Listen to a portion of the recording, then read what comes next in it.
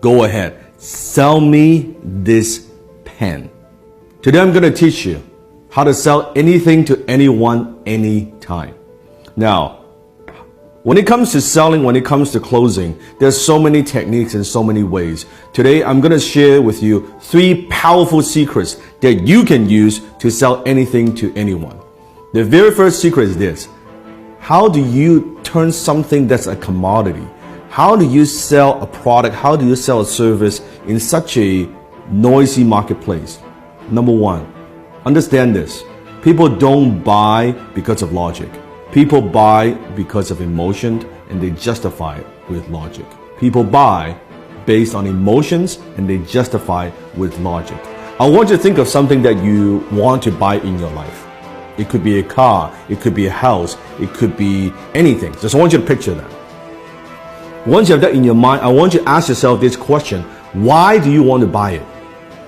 Why do you want to buy that particular item? Why do you want to own that item? Why is that? Maybe it's a new suit, it looks good on you. Maybe it's a new dress. Maybe it's a new car. Maybe it's a new house. Maybe it's that vacation. But why do you buy it? I want you to dig a little bit deeper. If you peel through the layers, I think you'll realize you're buying emotions. Maybe you buy the item because of greed. You want to make money or you want to save money.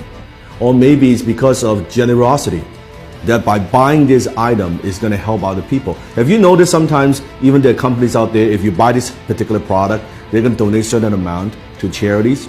Maybe you buy because of generosity. Maybe because of shame, that if I don't buy this, I'll look foolish. If I don't own this, I'll look foolish. Or maybe it's fear, that if I don't buy this, I'm going to be missing out. I don't want to miss out.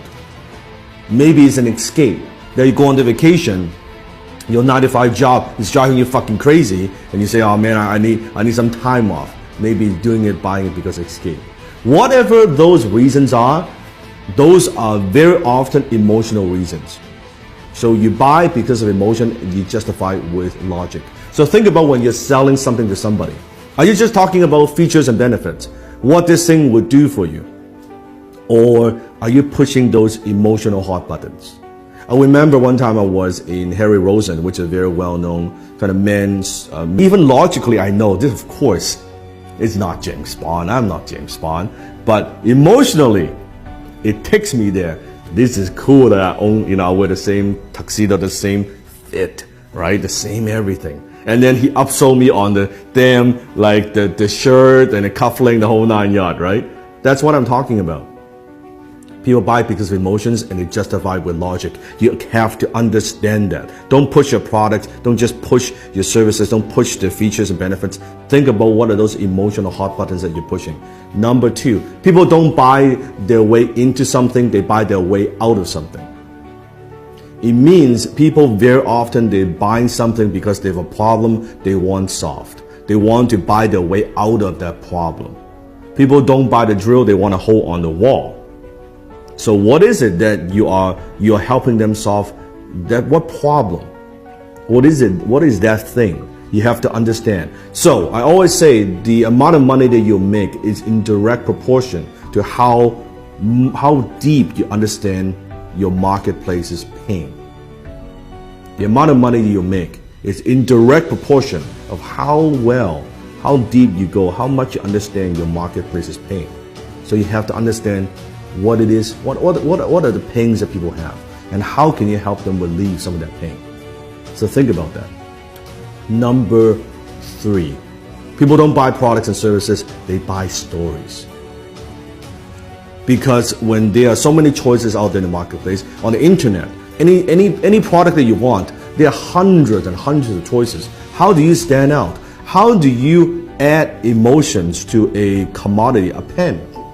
What's the difference between a $2 pen like this or an $800 Mont Blanc John F. Kennedy limited edition exclusive pen? $800 pen. It's the same pen. It's the same functions. Story. When you add story to an item, suddenly when you add the John F. Kennedy, the president's story attached to a brand, to a logo, it is 10 times more valuable. It is 100 times more valuable. It is 300 times more valuable, that particular pen. All because the story, it writes the same. A $2 pen you can write too. That's the difference. So think about what's the story? How can you inject stories into everything that you do? Maybe it's an origin story. How did you get started? Why do you do what you do? What about also stories of your customers? I've just launched a new YouTube channel. You can click on the link below. I'll put a link below in the description. You can check it out. It's the Danlok Global Community on YouTube. It has nothing to do with the program that I teach. It has everything to do with stories. It's stories from my students, what they have learned, their background, their stories. It has nothing to do with me. It has nothing to do with the program that I run. It has nothing to do with that but stories. It's other people's stories, other people's success stories. So where are you using stories in your marketing, in your business? How else can you use stories? Remember, facts tell, stories sell. Facts tell, stories sell. So comment below. Tell me, based on these 3 secrets, how will you sell me this pen? Go ahead, comment below, sell me this pen.